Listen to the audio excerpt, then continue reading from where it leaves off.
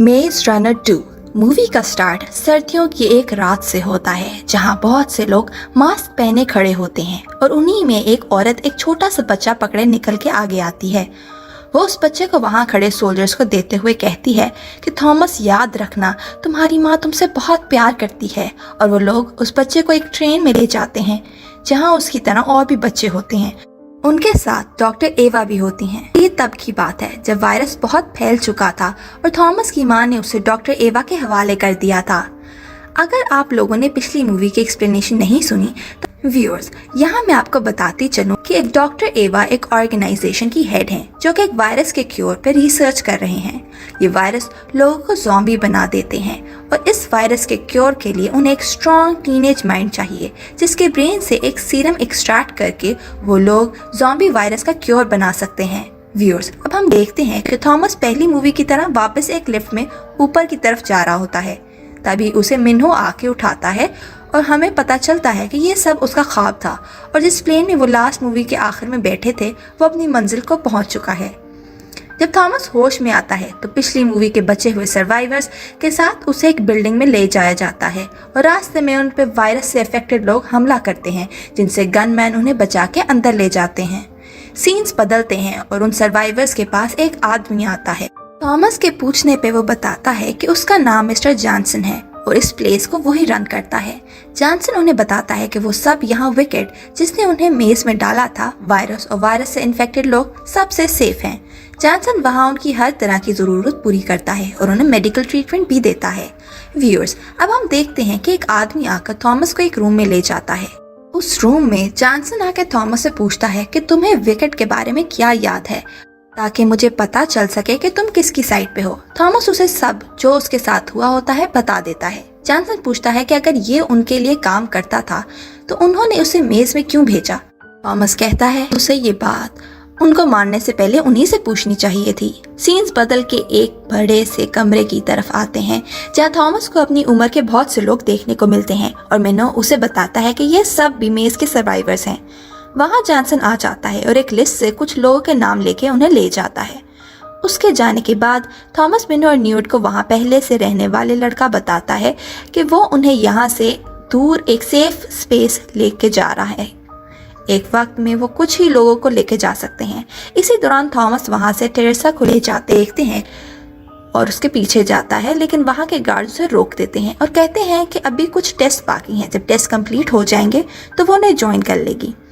रात को थॉमस अपने बेड पे लेटा होता है कि उसे बेड के नीचे से आवाज आती है और वहाँ एक लड़का होता है जो उसे अपने पीछे एक सीक्रेट टनल से एक विंडो की तरफ ले जाता है जहाँ कुछ डॉक्टर्स बेड पे कुछ लोगों को अंदर एक रूम में ले जाते हैं। वो लड़का थॉमस को बताता है कि अभी तक वो यहीं तक पहुँच सका है और आज तक जो भी इस रूम में गया है वापस नहीं आया। साथ ही वो बताता है कि इस जगह के साथ कुछ मसला है और शायद वो लोग हमेशा के लिए यहाँ फंस चुके हैं। थॉमस पूछता है कि वो ये सब उसे क्यों बता रहा है। वो लड़का उसे कहता है कि मुझे लगता है कि शायद सब तुम्हारी बात सुनेंगे और बताता है कि उसका नाम एरिस है। व्यूअर्स, अब हम देखते हैं कि अगले दिन जॉनसन वापस एक टीम लेके जाता है।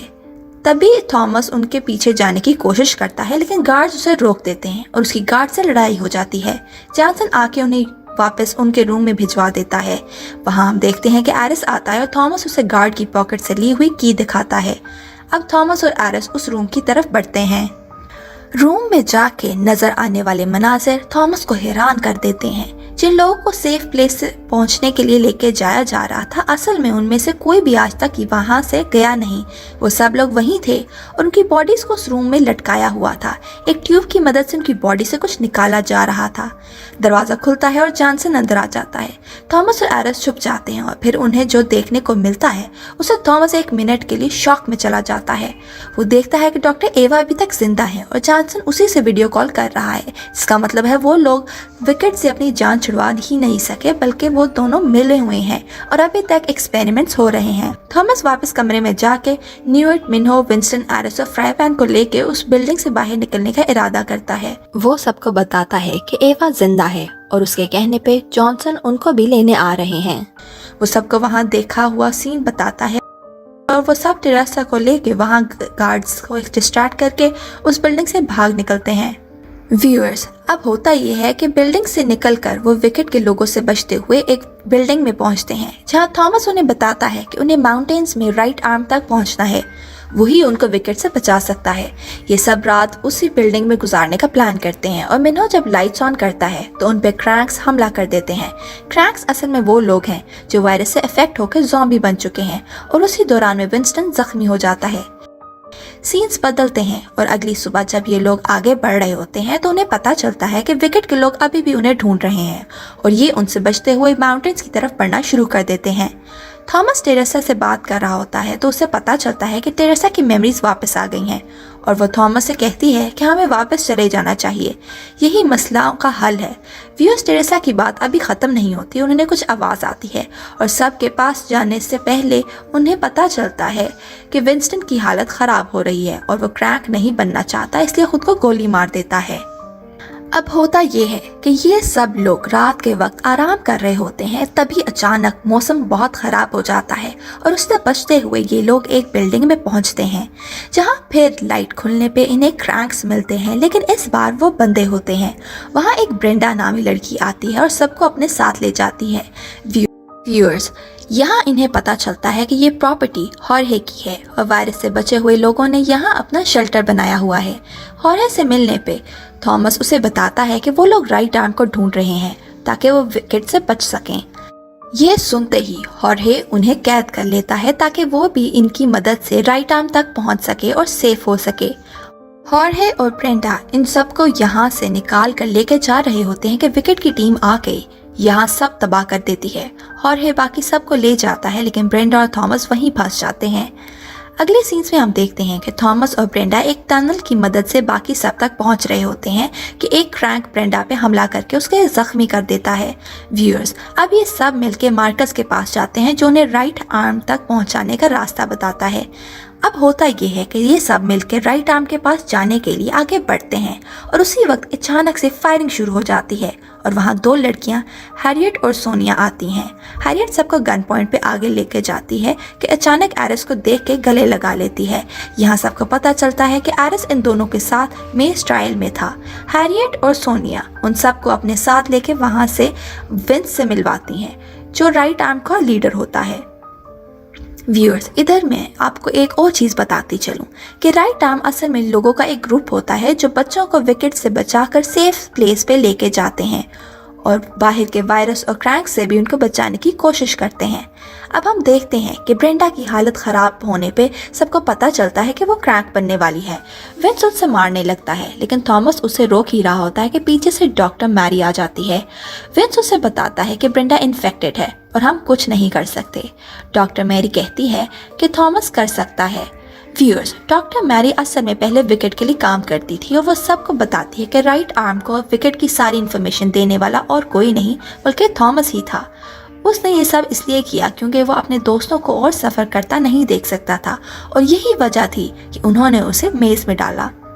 सीन्स बदल के एक टेंट में आ जाते हैं जहां डॉक्टर मैरी थॉमस के ब्लड से ब्रेंडा के लिए मेडिसिन बना रही होती है कि साथ ही थॉमस को बताती है कि शुरू में विकेट के इंटेंशंस क्लियर थे कि वो क्योर ढूंढ के दुनिया को बचाना चाहते थे। पहले क्लियर था कि बच्चे ही सबका रास्ता हैं क्योंकि वो लोग इम्यून हैं, लेकिन फिर पता चलता है कि बच्चों के दिमाग से जो एंजाइम प्रोड्यूस होता है जब ब्लड स्ट्रीम से सेपरेट होगी तो वो एक पावरफुल एजेंट है इस वायरस को स्प्रेड को रोकने का, पर इसके लिए उन्हें एक पूरी यंग जनरेशन का इस्तेमाल करना होगा जो बहुत गलत है। मगर इस सब से विकेट नहीं रुके, वो इस वायरस से बचने के लिए वो ये भी करने को तैयार थे।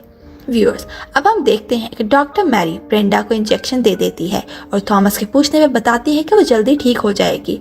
एक ड्यूरेशन नहीं बताती क्योंकि हर किसी का रिकवरी टाइम अलग होता है और असल चीज़ भी यही है कि उसे अब हमेशा और ब्लड चाहिए होगा वरना वो क्रैंक में बदल जाएगी। सीन्स बदल के अब टेरेसा पे जाते हैं जो अकेली खड़ी होती है। वहाँ थॉमस आता है और वो उसे बताती है कि उसकी मेमोरीज वापस आने पे उसे अपनी माँ भी याद आ गई है जिसके अलावा उसके पास और कोई रिश्ता नहीं था और उसने इस वायरस की वजह से अपनी माँ को खो दिया। व्यूअर्स, अब हम देखते हैं कि टेरेसा थॉमस से माफ़ी मांगती है और बताती है कि उसने विकेट की टीम को बता दिया है वो कहाँ है क्योंकि वो अब इस वायरस का क्योर चाहती है और विकेट ही ये सब कर सकते हैं। तभी वहाँ विकेट के प्लेन्स आना शुरू हो जाते हैं। अब होता ये है कि विकेट यहाँ आके सब तबाह कर देते हैं और सबको अपना कैदी बना लेते हैं और थॉमस भी हार मान के सरेंडर कर देता है। जब सब विकेट के कंट्रोल में हो जाता है तो वो डॉक्टर एवा को बुला लेते हैं। डॉक्टर एवा आके थॉमस को समझा रही होती है कि वो कोई मॉन्स्टर नहीं, डॉक्टर है जो बस क्योर ढूंढने की कोशिश कर रही है। तभी वहाँ टेरेसा आ जाती है और सबको पता चल जाता है कि वो विकेट की तरफ हो गई है और उसी की वजह से वो लोग पकड़े गए हैं। विकेट की टीम सबको प्लेन में लोड कर रही होती है और जॉनसन डॉक्टर मैरी को मार देता है और ये सब देखते हुए थॉमस बॉम्ब निकाल लेता है और डॉक्टर एवा से कहता है कि सबको छोड़ दो वरना वो ब्लास्ट कर देगा।